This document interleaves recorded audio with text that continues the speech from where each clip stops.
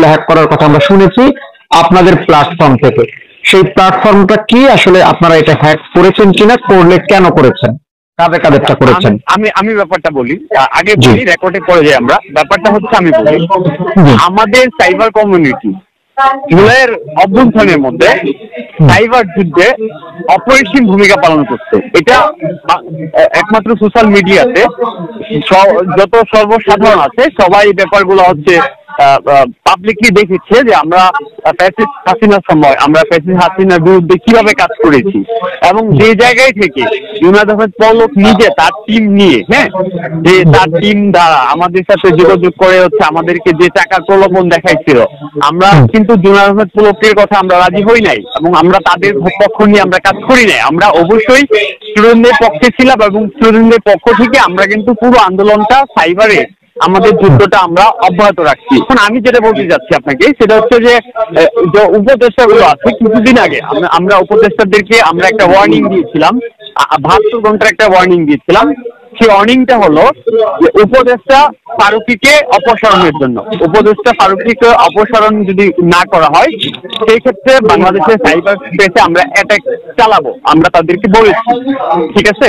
এবং তারা কিন্তু সেই জায়গা থেকে তারা সরে আসে নাই, তারা এই জায়গায় এখনো বহাল আছে, যার প্রেক্ষিতে আমরা বাংলাদেশের গুরুত্বপূর্ণ কিছু সরকারি ওয়েবসাইটে আমরা আমাদের কন্ট্রোলে নিই, এবং কন্ট্রোলে নিয়ে ওইখানে আমরা ডিটেলসে কিন্তু লিখে দিচ্ছি হোম পেজে যে ফারুকীকে আমরা অপসারণ করতে চাচ্ছি, আমরা চাই ফারুকীকে অপসারণ করা হোক, বিতর্কিত একটা পার্সন। যেহেতু ফারুকীকে অপসারণ যদি না করা হয়, সাইবার স্পেসে আমরা আবার অ্যাটাকিং চালাবো, সেই অ্যাটাকিংটা আমরা ফ্যাসিস্ট হাসিনার সময় চালিয়েছি। উপদেষ্টাদের প্রতি আমাদের কোনো ক্ষোভ নেই, আমাদের একটাই কথা, সেটা হচ্ছে যে এই জুলাই আন্দোলন যেসব সাইবার যোদ্ধারা, যেসব বাংলাদেশের যেসব সাইবার টিম, যেসব বাংলাদেশের স্প্যামিং বা ইথিক্যাল হ্যাকিং টিম গুলো সাইবার যুদ্ধে অংশগ্রহণ করেছে, তারা কেন আজকে আলোচনায় কথাই নেই, এবং তাদের কেন এটা বলা হয়নি যে এই যুদ্ধের মধ্যে সাইবার কমিউনিটি প্লাস সাইবার যোদ্ধা যারা আছে তাদেরও ভূমিকা আছে, তারা কখনোই এটা স্বীকার করেনি কেন?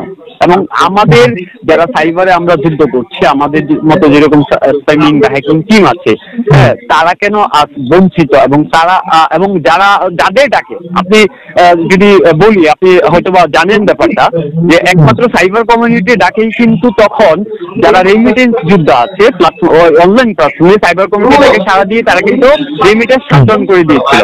এবং আমি আপনাকে এই টোপটাও দিতে পারি যে যখন হচ্ছে এক দফা দাবি, যখন হচ্ছে সরকার পতনের দাবি না আসে, ঠিক তার 15 দিন আগেই কিন্তু সাইবার কমিউনিটি সরকার পতনের ঘোষণা দিয়ে দিয়েছিল, যাতে স্টুডেন্ট যারা আছে, সাধারণ মানুষ যারা আছে, তারা যেন ঐক্যবদ্ধ হয়, এবং ঐক্যবদ্ধ হয়ে যাতে পিছপা না হয় আন্দোলন থেকে, তারা যেন সাহস পায়, এবং আমরা তাদেরকে ওই সাপোর্টটা দিয়েছি। সেই আমরা এটা বলেছি যে আপনারা আপনাদের জায়গা থেকে লিখেন, নিজেদের ইচ্ছা মতো প্রকাশ করেন, আমরা আছি সাইবার কমিটি, আমরা আপনাদের পেজ, আপনাদের অ্যাকাউন্ট সবকিছু আমরা প্রোটোকল দিব, এবং সবকিছু আমরা প্রোটেকশন দিব। আমরা তাই করেছি।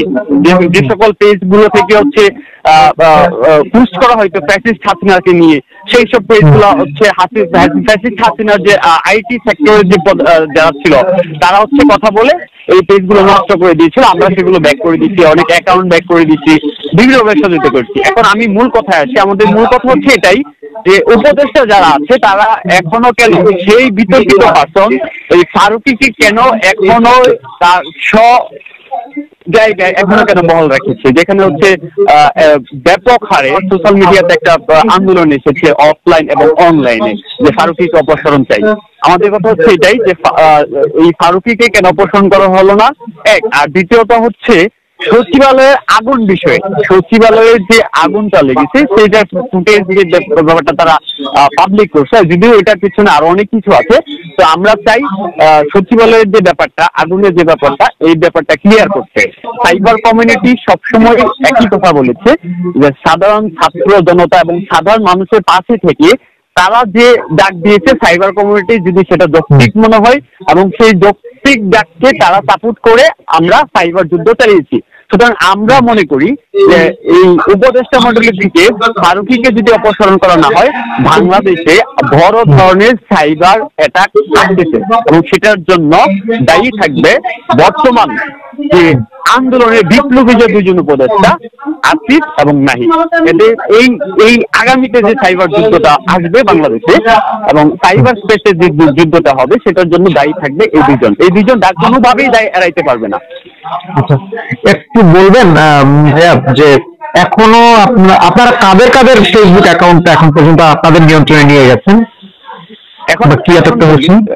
এখন আমি ব্যাপারটা ক্লিয়ার করি, সেটা হচ্ছে যে আমাদের কখনোই আপনি যে ব্যাপারটা বললেন যে কাদের অ্যাকাউন্ট গুলো আমাদের কন্ট্রোলে কোনো অ্যাকাউন্ট নেওয়া হয়নি এবং কোথাও কিন্তু বলা হয়নি যে আমাদের কন্ট্রোলে নেওয়া হয়েছে। হ্যাঁ, এখন আমি আপনাকে বলি যে দুইজনের অ্যাকাউন্ট হচ্ছে রাফি আর হচ্ছে ওই হ্যাঁ তাদের অ্যাকাউন্ট হচ্ছে ডিসেবল হয়েছে। বাকি যারা আছে উপদেষ্টা বলেন বাকি সমন্বয়ক যারা হাসনাত এবং সার্জিস বলেন, তাদের অ্যাকাউন্ট বা পেজ তারা হচ্ছে সিকিউরিটির জন্য কিন্তু সাময়িকভাবে ডিএক্টিভেট করে রেখেছে। ঠিক আছে।